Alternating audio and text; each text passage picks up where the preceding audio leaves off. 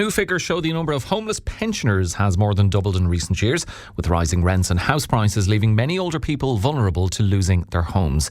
At the same time, new frontline supports are emerging here in Clare. Joining us now are Neil Garvey, the CEO of Midwest Simon, and Fiona Faulkes, who spent 5 years sleeping rough and now runs a dedicated mobile homeless shower facility in Ennis, to talk about what they're seeing on the ground and what needs to change. Folks, a very good morning to you.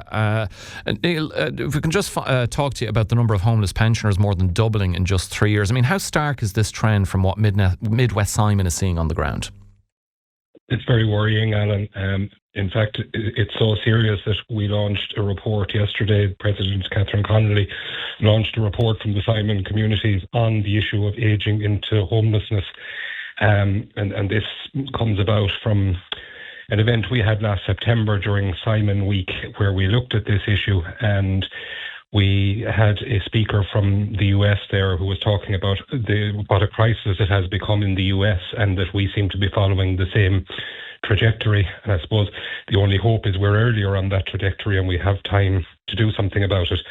The numbers, when you look at the numbers, they're not fully recorded, but if you look at the number of people who are in emergency accommodation at the moment, it is only 2.5% of those that are over 65, which sounds small, but that figure has risen 500% in the west of Ireland in the last 7 years. So it's a huge problem, particularly in the west. And I suppose why it's coming about is probably obvious when you think about it. It's a societal thing. We have homelessness in all categories, but in Ireland we're used to the concept that when people retire, they own their own home, they've paid off their mortgage, and they can continue to live in it. That's historically been the case for a lot of people, but that has changed over recent years, with many people now renting for life, whether through choice or necessity, and those are the people even who are lucky enough to be able to rent. But those rents, a lot of them are in the private sector, in the private market, and the rents are very high. And when somebody retires, if their only income is a state pension, you can't possibly pay market rents out of that. So this is a big issue coming down the tracks. It's here already, but it's going to be a lot larger if we don't do something about it.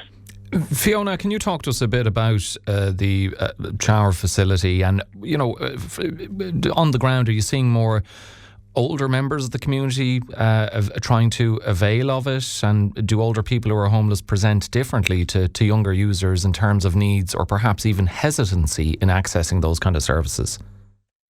Yeah, it's across the board. There's a lot of people from all different age groups.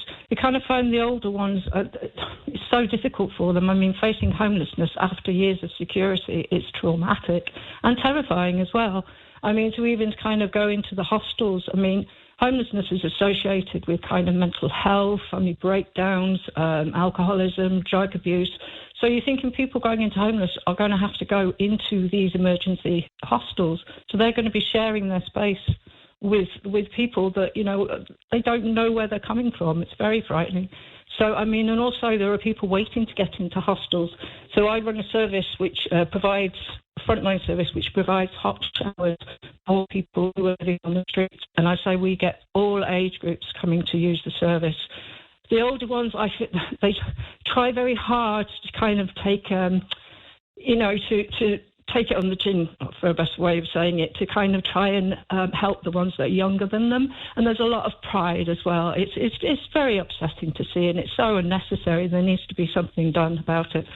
So, look, you know yourself how important dignity and basic facilities like that would be. What way does it work? What kind of opening hours are there for the mobile shower and changing unit at Friars Walk, Park? Okay. Well, firstly, the importance of the mobile shower, it's not just about getting clean, it's providing a safe space which is private. The first thing when you're homeless is you lose that privacy. I mean, if you want to get clean, you could probably go into the toilets at Dunn's or in Tesco's and wash your face, maybe have a shave. But, it's embarrassing because, it's a private thing. You need your own private space. So at the moment, I'm functioning out of a tent, which unfortunately I can't use in this weather. I'm working on getting a trailer, which means I'll be able to work all year round. Over the kind of towards the end of the last season, I was kind of only been able to put up when the weather was allowing. As I say, a trailer will enable me to work all year round. I was kind of aiming to do twice a week on Mondays and on Fridays, so people could get ready for the weekend, and then of course on Monday get cleaned up and everything ready for the week. And as demand increases, the service will expand. And Neil, I think it's wonderful that that service is running, but can you speak to how valuable services like Fiona's one are in complementing the more traditional homelessness supports? Oh, absolutely. This is a multifaceted problem, and it needs multifaceted solutions. So, in Clare, we run 3 emergency hostel services that Fiona is addressing, but that can't cope with everybody. So it is wonderful that there are other services there when people need them. But I suppose, the solution to this is that we need people having their own homes, and particularly for older people, it needs a bit of planning that we're not necessarily great at in this country, because it's not just about building houses and homes, but it's particular types of homes. And we've seen the government over the last couple of years, for example, trying to encourage older people to downsize and move out of their homes when the family have fled the nest. And older people are often reluctant to do that, and there should be no obligation on them to do it, indeed, if that is the home they have bought and paid for over their lives. But a key barrier to that is that they can't find other places to move to in their own locality where they already have these supports and their friends and family. So we need a lot of work on that to make sure that we can efficiently provide housing to people who need it. But in the meantime, any emergency support is welcome, and it is critical, because, as Fiona says, it has been proven that homelessness, and particularly in old age, leads to health problems. Leads to chronic heart disease, diabetes, mental health issues, and indeed can lead to substance and alcohol abuse, which is not what you want to see somebody facing into at that stage of their lives. And I suppose, Fiona, just on that point Neil's making there, the facility isn't accessible to people under the influence of drugs or alcohol, which I guess is an important condition in terms of safety and dignity for other users. Oh, 100%. I operate the service in the morning as well, so it's well before the off licences open. Oh no, there's no one drinking, there's no one high, there's no antisocial behaviour. The guards in Ennis are well aware of the service and they support the service, and if there's any trouble, they're literally they're there, if you know what I mean, so they're well aware of what I'm doing. I just want to say as well, as things are so bad and the slowness of finding houses and everything, it's even more important to work on these frontline services to stop people falling off. So it's too hard for them to get back into housing and living a kind of so-called normal life. It isn't just about the showering facilities, it is also about storage, it's also about washing clothes.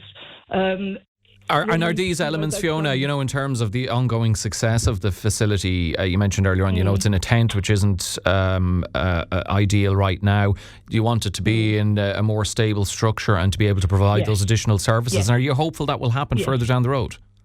Oh, yes, definitely. I will have a trailer by this season, definitely. There's no doubt about that. My mind is set.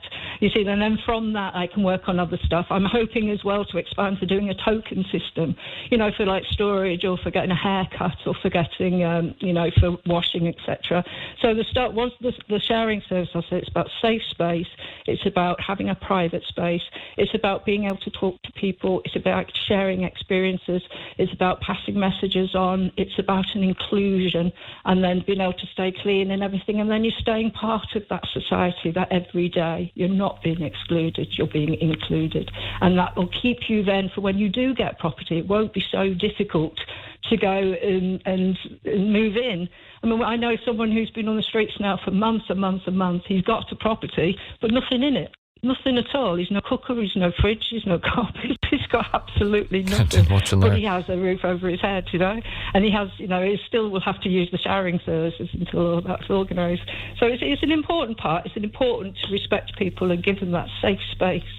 Yeah, well, it is wonderful that service is being provided, and we do have to leave it there. But my thanks to both of you. Fiona Faulkes there, who's the coordinator of that mobile shower and changing tent. Hopefully, as Fiona says, trailer in the near future for the homeless in Ennis. And thanks as well to Neil Garvey, the CEO of Midwest Simon, for joining us on the show.